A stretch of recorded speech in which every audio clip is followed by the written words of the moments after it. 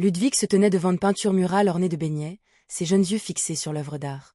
Sentant quelqu'un l'observer, il se retourna et repéra Lumian. Lumian a souri et a taquiné de manière ludique. « Tu t'enfuis encore de chez toi ?» Ludwig, cette fois avec plus de sang-froid, a répondu « Non. J'ai dit à mon parrain que l'apprentissage ne pouvait pas se limiter aux connaissances des manuels scolaires. Il est tout aussi important de lire davantage, d'entendre davantage et d'interagir avec d'autres choses. » Lumian a demandé « Et il vous a amené ici pour voir l'exposition d'art ?» Cependant, il ne pouvait pas repérer le baron Brignet dans les environs. Il remarqua que l'intelligence et les connaissances de Ludwig semblaient s'être un peu améliorées, lui permettant de trouver une excuse qu'il avait utilisée auparavant. Il semblait que l'apprentissage avait un impact positif sur lui. Ludwig hocha la tête et ajouta « Oui. Il est important qu'un enfant cultive son appréciation pour l'art dès son plus jeune âge. » Lumian a claqué sa langue et a continué « Alors, pas de manuel, de devoir ou d'examen aujourd'hui. » Ludwig a répondu, un sourire joyeux inconsciemment affiché sur son visage « C'est accessoire. » En interne, Lumian nota « Nully, il y a une certaine croissance, mais pas beaucoup. » À ce moment-là, le baron Brignet, portant en haute forme en soie et un costume noir, s'est approché de l'autre côté de la salle d'exposition. Lumian n'a pas pu s'empêcher de faire une remarque moqueuse. « Tu n'as pas peur qu'il se perde ?» En tant que conspirateur, Lumian a remarqué quelque chose d'inhabituel dans cette situation. Compte tenu de l'anxiété passée de Brignet lorsque Ludwig s'est enfui, il n'aurait pas dû laisser l'enfant seul dans la salle d'exposition. Brignet a souri et a déclaré « Ludwig va bien ces derniers temps et n'a pas essayé de s'enfuir de chez lui. Il était absorbé par l'admiration des peintures, donc je ne voulais pas le déranger quand j'allais aux toilettes. » Nully, cela ressemble à quelque chose qu'un parent irresponsable ferait, mais baron, vous n'étiez pas comme ça avant. Je soupçonne que vous l'avez fait exprès. Vous avez délibérément laissé Ludwig seul dans la salle d'exposition pour voir ce que ferait cet étrange enfant. Et, tu n'as pas à t'inquiéter pour lui. Vous devez vous soucier des visiteurs environnants. Si ce type a faim et que vous ne lui fournissez pas de nourriture à temps, j'ai peur que quelqu'un soit mangé, a critiqué Lumian en faisant une supposition. Il sentait que le baron Brignet avait une arrière-pensée pour organiser cette visite de l'exposition. Cela revenait à conduire un chien expérimenté à une occasion spécifique, en lâchant ses cordes pour voir s'il traquerait certaines proies. Après avoir répondu à la question de Lumian, le baron Brignet, serrant sa mallette bombée, regarda Ludwig.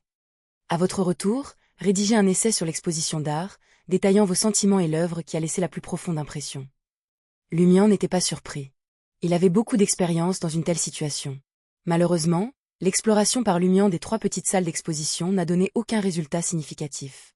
Au lieu de cela, le dessin « Café » de Mullen, qu'il avait réalisé avec ses fesses, a attiré l'attention de nombreux touristes, suscitant à la fois admiration et critique. Debout dans la salle d'exposition finale, Lumian réfléchissait à son prochain mouvement.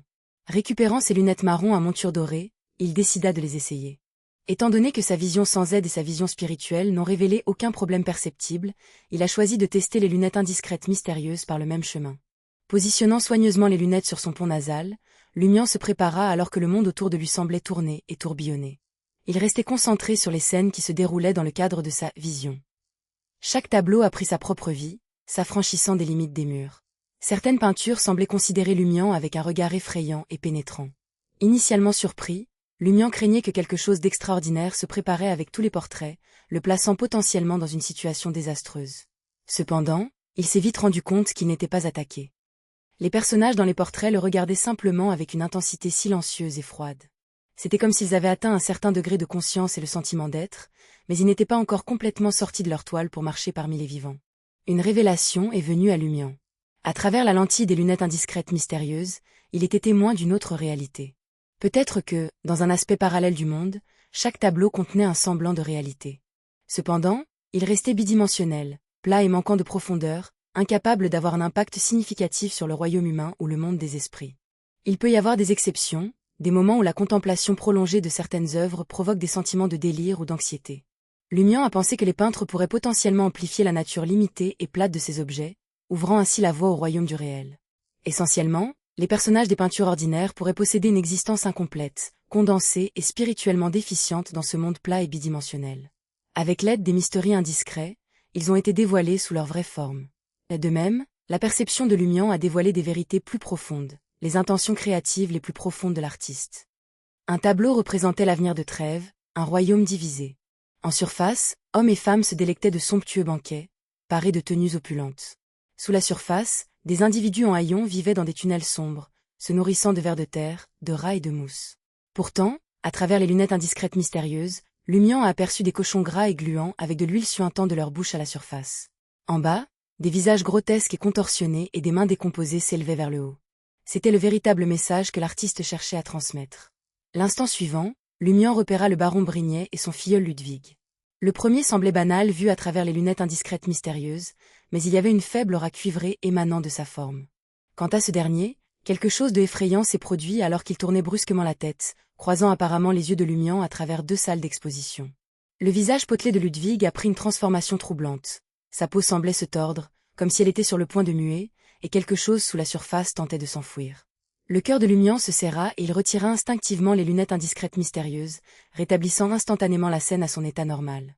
Il avait toujours senti que Ludwig était loin d'être ordinaire, mais cette rencontre avait poussé ses instincts de danger à s'emballer. La véritable nature de la peau humaine d'apparence innocente cachant le garçon en dessous restait un mystère inquiétant. Nolly Hogg. Lumion avait porté les lunettes mystérieuses pendant une période prolongée cette fois, et son inconfort était accablant. Malgré la diminution des vertiges, il se sentait profondément nauséeux, avec une douleur douloureuse au ventre, un besoin pressant de vomir et de s'occuper d'autres fonctions corporelles.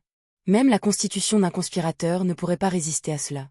Prenant une profonde inspiration, Lumion se dirigea vers les toilettes adjacentes aux 3 salles d'exposition.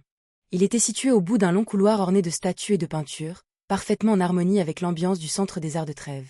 Une fois à l'intérieur des toilettes, Lumion a répondu à ses besoins urgents, et après s'être lavé le visage à l'eau froide, il a progressivement retrouvé son calme, l'inconfort se dissipant. En sortant des toilettes, le regard de Lumion se dirigea naturellement vers le mur opposé, où une série de peintures était exposée. Un tableau en particulier a attiré son attention, une pièce macabre et énigmatique qui a captivé ses sens. C'était une peinture à l'huile sur un fond aux couches vives, avec un point focal sur une femme nue. Son visage est resté flou, comme si le peintre l'avait laissé intentionnellement vide. Sur son corps, des visages distincts émergeaient, chacun porteur d'une émotion différente, colère, haine, méchanceté, joie. Certains de ces visages ressemblaient à ceux de chats, d'autres à ceux de chiens, et certains semblaient exister uniquement dans le domaine de la fantaisie. Ce qui les unissait était leur qualité étrange, translucide mais réaliste. Alors que Lumion regardait ce tableau troublant, une pensée lui vint à l'esprit. Lors de la visite de Gabriel à l'exposition d'art, il avait semblé parfaitement normal, du moins selon les récits des auteurs. Mais il n'aurait pas pu surveiller chacun de ses mouvements, surtout lors d'activités banales comme aller aux toilettes. Avenue du Marché, théâtre de l'ancienne cage à pigeons. Jenna venait de sortir lorsqu'elle a repéré une silhouette familière debout sous un lampadaire à gaz de l'autre côté de la route. C'était un jeune garçon, vêtu d'une chemise blanche, d'un gilet argenté, d'un manteau noir et d'un nœud papillon au mercure, ses cheveux jaunes clairs soigneusement peignés. Nully, l'enfant qui m'a porté chance la dernière fois, ce formidable Biondé, s'exclama Jenna intérieurement, déconcertée. Elle traversa instinctivement la rue et s'approcha du garçon. Avec une légère révérence, elle le salua avec un sourire. « M'attendais-tu » Le garçon lui jeta un coup d'œil et marmonna. « Je ne t'attendais pas. Tu m'attendais. Tu m'as rencontré plus tôt que tout autre choix. » Nully, qu'est-ce qu'il y a cette fois? Est-ce que vous m'offrez bonne chance pour la catastrophe imminente et me faites découvrir quelque chose? Les pensées de Jenna se sont précipitées alors qu'elle demandait avec désinvolture. « N'as-tu pas dit que cette direction était un peu dangereuse la dernière fois? Pourquoi es-tu ici cette fois ?» La réponse du garçon a été mesurée et sérieuse. Ce jour-là était ce jour-là, et aujourd'hui est aujourd'hui. Ce n'est pas parce que c'était un peu dangereux ce jour-là que c'est dangereux aujourd'hui. Très bien. Sonde Jenna avec un sourire inquisiteur. As-tu besoin de mon aide pour t'acheter une glace? Le garçon, cependant, répondit par un long soupir, presque celui d'un adulte. C'est autre chose, je te paie. Nully payé, tu me donnes de la chance? Jenna avait une vague idée, mais elle ne s'est pas renseignée sur la récompense. Elle a décidé d'aller droit au but en demandant « Quelle est la faveur ?» Le garçon fouilla dans sa poche et en récupéra une pièce d'or étincelante, éludant sa question. « Ce sera votre récompense, une pièce d'or porte-bonheur. »